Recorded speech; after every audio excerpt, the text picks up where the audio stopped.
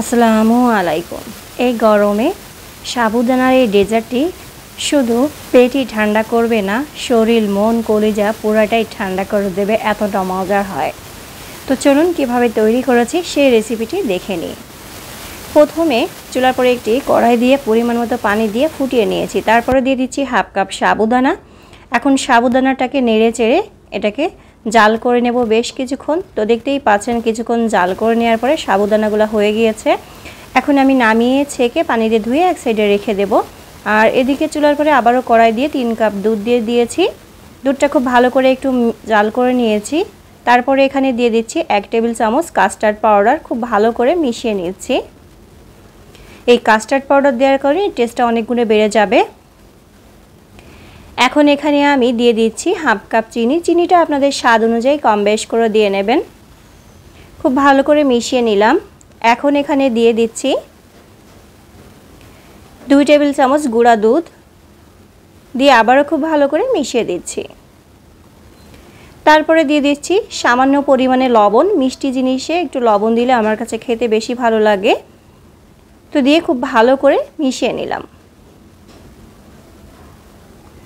এখন এটাকে জাল করে নেব 4-5 মিনিট। খুব ভালো করে মাঝে মাঝে একটু নেড়ে দিতে হবে।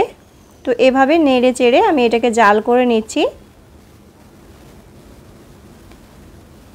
মাঝে মাঝে কিন্তু নেড়ে দিতে হবে, তা না হলে আবার নিচে লেগে যেতে পারে। তো এই যে 5 মিনিট পরে ফিরে আসলাম। এটা মোটামুটি ঘন হয়ে গিয়েছে। এই পর্যায়ে এটাকে নামিয়ে ঠান্ডা করে নিচ্ছি। তো এদিকে আরেকটা বাটি নিয়ে নিয়েছি আর নিয়ে নিলাম 1 টেবিল চামচ তোকমা দানা। তারপরে কিছুটা পানি দিয়ে এটাকে ভিজিয়ে রাখবো বেশ কিছুক্ষণ। এটা এক সাইডে রেখে দিচ্ছি।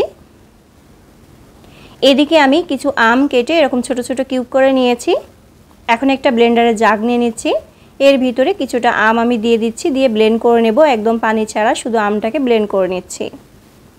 তো এই যে ব্লেন্ড করে নিয়েছি। এখন এটাও এক সাইডে রেখে দিচ্ছি। তারপরে যে দুধটা জাল করে রেখেছিলাম সেটা কিন্তু ঠান্ডা করে নিয়ে নিয়েছি। তারপরে সেই সাবুদানাগুলো এর ভিতরে দিয়ে দিলাম, দিয়ে খুব ভালো করে মিক্স করে নেব। তারপরে সেই তোকমা দানাটাও দিয়ে দিচ্ছি, দিয়ে আবারও খুব ভালো করে মিক্স করে নিচ্ছি।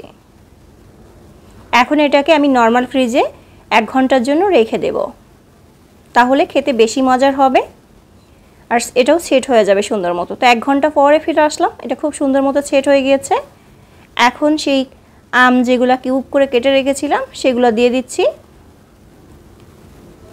দিয়ে খুব ভালো করে একটু মিশিয়ে নিলাম। তারপরে যে আমটা পেস্ট করে রেখেছিলাম সেটাও এখানে দিয়ে দিচ্ছি। এই গরমে এরকম একটি ডেজার্ট হলে কিন্তু শরীর মন পুরাটাই ঠান্ডা হয়ে যাবে। খুব ভালো করে এখন মিশিয়ে নিতে হবে। এই রেসিপিটি বানাতে যেমন সহজ, খেতেও কিন্তু অনেক মজার। তো এই যে আমার এটা তৈরি হয়ে গিয়েছে। এখন আমি সার্ভ করে নেব। আজকের এই রেসিপিটি যদি আপনাদের ভালো লেগে থাকে অবশ্যই পেজটাতে ফলো দিয়ে পাশে থাকবেন, এবং যারা ইউটিউব চ্যানেল থেকে দেখছেন তারা চ্যানেলটি সাবস্ক্রাইব করে পাশে থাকা বেল আইকনটি প্রেস করে দিবেন। তাহলে যখনই আমি নতুন কোনো ভিডিও দেব সবার আগে আপনাদের কাছে নোটিফিকেশন পৌঁছে যাবে। তো এই যে আমি গ্লাসে ঢেলে নিলাম,